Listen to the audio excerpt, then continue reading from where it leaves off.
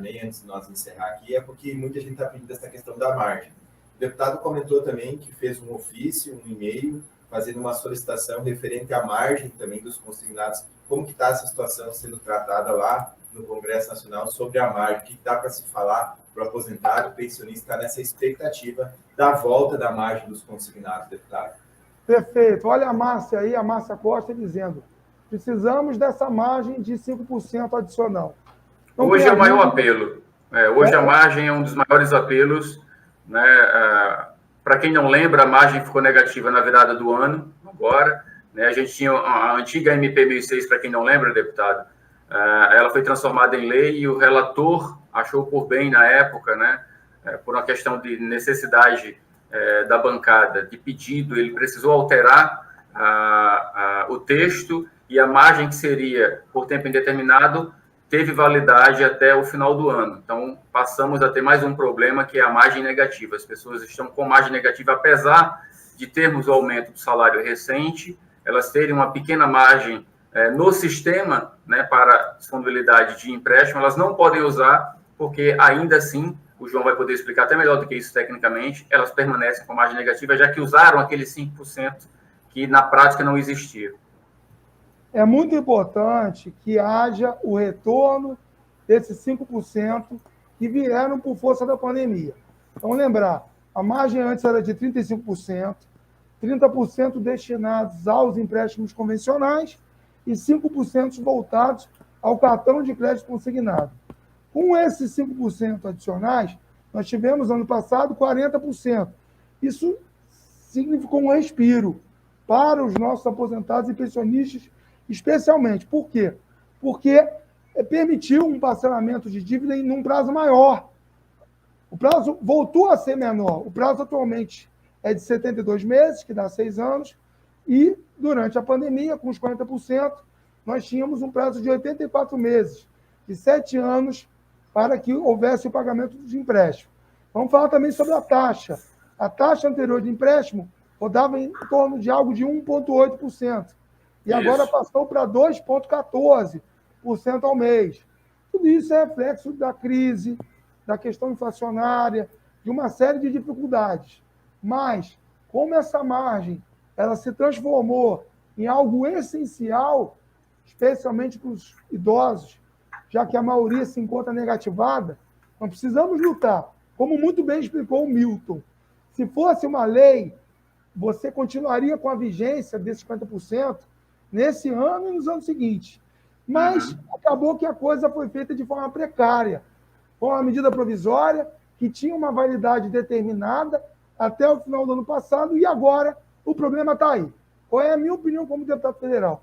Nós precisamos, ou que o presidente, e é isso que eu vou trabalhar, porque entendo que é mais rápido agora, o presidente Jair Bolsonaro precisa reeditar essa medida provisória.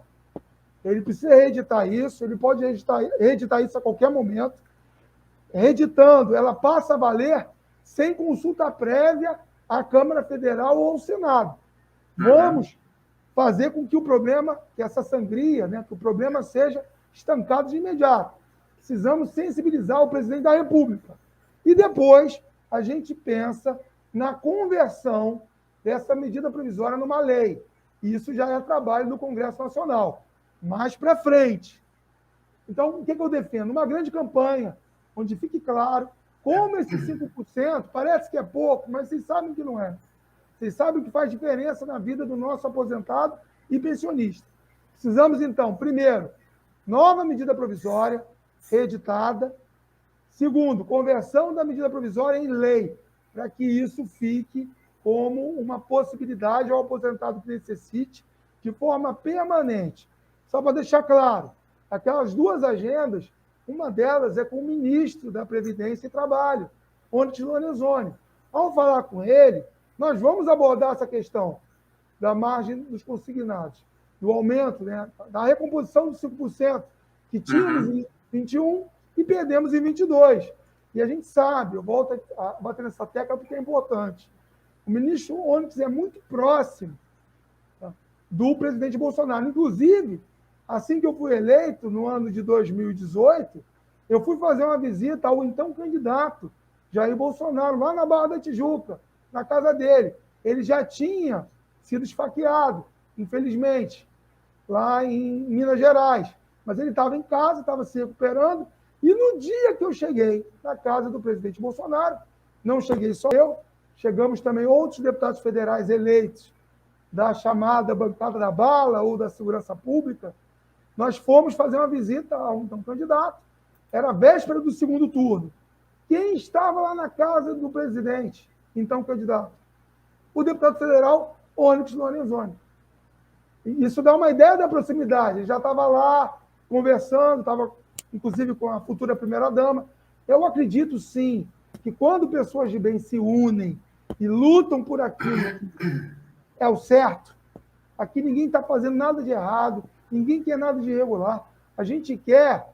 Veja, seria tão bom se os aposentados e pensionistas tivessem um aumento de seus proventos e não dependesse de fazer empréstimo nenhum. Mas existe uma diferença, João e Milton, entre o mundo real e o mundo ideal. O mundo ideal nem sempre ele é possível, mas nós precisamos trabalhar para que esse mundo real seja melhor.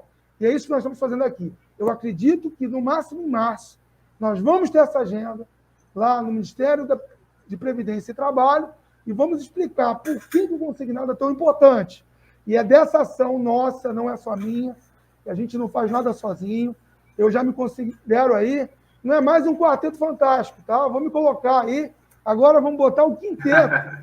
Vamos lá. E dessa forma a gente vai conseguir essas vitórias que são tão esperadas e expressivas para a nossa melhor idade em especial.